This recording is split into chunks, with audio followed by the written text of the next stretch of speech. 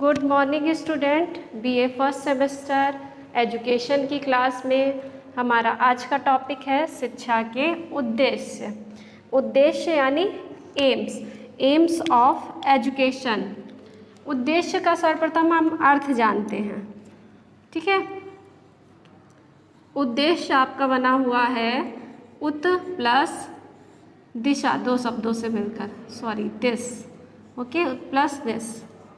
उत का ऊपर अर्थ होता है ऊपर की ओर और दिस का मीन्स आगे बढ़ना, अर्थात ऊपर की ओर, या हम कह सकते हैं जो हमें आगे बढ़ने के लिए प्रेरित करें, वही हमारे उद्देश्य है। तो सबसे पहला शिक्षा का हमारा उद्देश्य क्या है? वो है शारीरिक विकास का उद्देश्य। सबसे पहला शिक्षा का उद्देश्य शारीरिक विकास का उद्देश्य। इसके विषय में मैंने शिक्षा का जब आपको अर्थ बताया था जिस चैप्टर में, उसमें मैंने आपको बताया था कि हमारी शिक्षा का सबसे पहला उद्देश्य या क्या होता है? शारीरिक विकास करना। आपको याद होगा मैंने अरस्तु की परिभाषा में बताया भी था। अरस्तु के अनुसार स्वस्थ शरीर में स्वस्थ मस्तिष्क का निर्माण ही शिक्षा है। इसी तरह से, ठीक है, हमारे शारीरिक विकास का उद्देश्य शिक्षा का सबसे प्रमुख और सबसे पहला उद्देश्य, क्योंकि बिना शारीरिक विकास के उद्देश्य के अन्य उद्देश्यों की पूर्ति संभव नहीं है। शारीरिक विकास के लिए, जैसे मैंने आपको वैदिक काल में भी बताया था, शारीरिक विकास के लिए वैदिक काल में व्यायाम, योगा, प्राणायाम, इस तरह की एक्टिविटीज़ कराई जाती थी ताकि हम अपने शारीरिक रूप से सक्षम हो किसी भी कार्य को करने में। तो जब तक आप शारीरिक रूप से स्वस्थ नहीं हैं, आप अन्य उद्देश्यों की प्राप्ति नहीं कर सकते, ओके। तो जो हमारा शारीरिक विकास का उद्देश्य है, ये हमारा सबसे पहला उद्देश्य है। नेक्स्ट आता है मानसिक विकास का उद्देश्य। मानसिक विकास यानी मेंटल डेवलपमेंट, ओके। मानसिक विकास आपको याद होगा मैं से कि जब मैंने आपको पहला चैप्टर पढ़ाया था जिसमें मैंने वैदिक कालीन शिक्षा के उद्देश्य बताए थे कि ये सारे उद्देश्य आपको सिमिलर करके पढ़ने हैं, और सिमिलर करके पढ़ने का फ़ायदा क्या होगा कि आप एक साथ 2 चैप्टर्स कवर करेंगे। तो यानी कि अगर हम वर्तमान समय में शिक्षा के उद्देश्य की बात करते हैं तो हमारा शारीरिक विकास का उद्देश्य और मानसिक विकास का उद्देश्य मुख्य रहता है, ठीक है। और यही वैदिक काल में भी था। जैसे मैंने अभी बताया, वैदिक काल में व्यायाम, योगा, प्राणायाम किया जाता था, और मानसिक विकास के उद्देश्य के लिए शास्त्रार्थ विधि थी, तर्क विधि थी, प्रश्नोत्तर विधि थी, जिससे कि बच्चे का मेंटल डेवलपमेंट हो सके।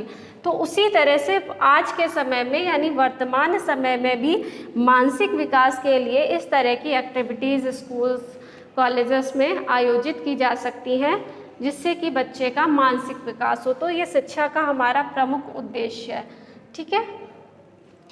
नेक्स्ट हम थर्ड पॉइंट की बात करते हैं, नैतिक एवं चारित्रिक विकास, ओके। आपको याद होगा, और अगर नहीं भी याद है देन मैंने कहा एक साथ आप 2 चैप्टर्स कवर कर रहे हैं। तो नैतिक एवं चारित्रिक विकास का उद्देश्य आपका वैदिक काल में भी था और इस समय भी है, ठीक है। मैंने नैतिक एवं चारित्रिक विकास के लिए बताया था आपको वैदिक काल में कि वैदिक काल में नैतिक विकास के लिए मोरल स्टोरीज यानी नैतिक कहानियाँ बताई जाती थी।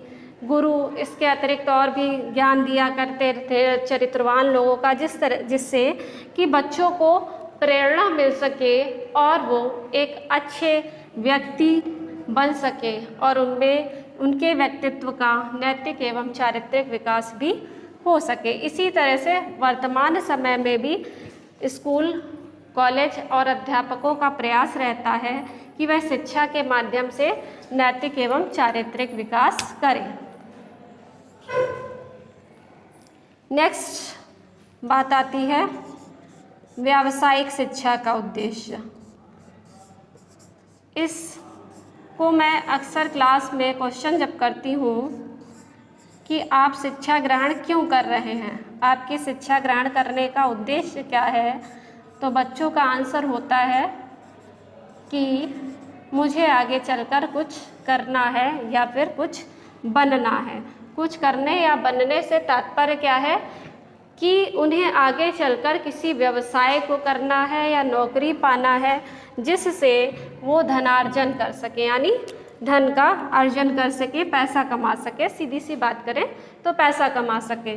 तो ये व्यावसायिक शिक्षा का उद्देश्य, बाकी सारे उद्देश्यों को तो स्टूडेंट्स नहीं जानते हैं कि हम क्यों पढ़ रहे हैं, लेकिन अगर आप क्वेश्चंस क्लास में करते हैं तो एक आंसर मुझे ये ज़रूर मिलता है कि व्यावसायिक शिक्षा का उद्देश्य अर्थात कि उनको भविष्य में जाकर किसी व्यवसाय को करना है जिससे धनार्जन हो सके। तो ये बिल्कुल सही बात है। वर्तमान समय धन प्रधान युग है, बिना धन के कुछ भी संभव नहीं है। लेकिन अगर हम इन सब विकास पे जो भी हमारे उद्देश्य हैं उन तक नहीं पहुंचते हैं, देन इस उद्देश्य को पाना थोड़ा सा कठिन कार्य हो जाता है। जब तक आपका मेंटल डेवलपमेंट नहीं होगा, फिजिकल डेवलपमेंट नहीं होगा, तब तक आप व्यावसायिक शिक्षा के उद्देश्य अर्थात व्यवसाय से संबंधित शिक्षा, फॉर एग्जाम्पल अगर आपको एडवोकेट बनना है, वकील बनना है, तो आपको किस तरह की शिक्षा प्राप्त करनी है? LLB करना है ना। डॉक्टर बनना है, MBBS करना है। तो इस तरह से ये जो शिक्षा होती है जो हमें पर्टिकुलर किसी व्यवसाय से संबंधित दी जाती है, ये हमारी व्यावसायिक शिक्षा का उद्देश्य होता है। तो ये वर्तमान समय में भी है और वैदिक काल में भी था। अब हम नेक्स्ट शिक्षा के उद्देश्य की बात करते हैं, तो वो है राष्ट्रीयता के लिए। राष्ट्रीयता के लिए अर्थात हमारे देश के लिए, हमारा भारत देश या हमारे राष्ट्र के लिए।